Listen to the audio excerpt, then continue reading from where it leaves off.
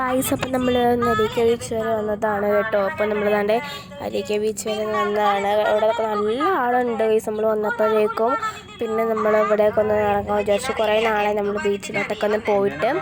അപ്പോൾ നമ്മളങ്ങനെ പോന്നിട്ടുണ്ട്. നമ്മൾ ഉണ്ടോ നല്ല കുറേ വണ്ടി കുഴപ്പമുണ്ട് കേട്ടോ. ഇവിടെയൊക്കെ കുറേ വണ്ടി വെച്ചാൽ കുറേ വണ്ടിയുണ്ട്.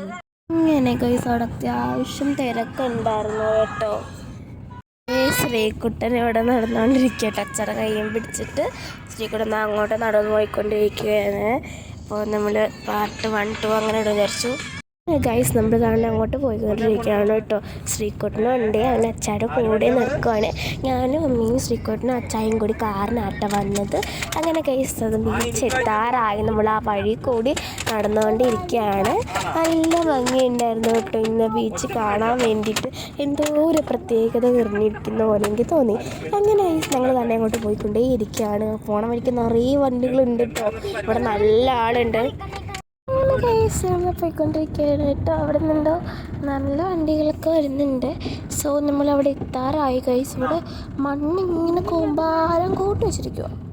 മണ്ണവിടെ ഇങ്ങനെ കൂമ്പാരം കൂട്ടി വെച്ചിരിക്കുകയാണ് കേട്ടോ. അവിടെ ഹിറ്റാച്ചിയൊക്കെ ഉണ്ട്.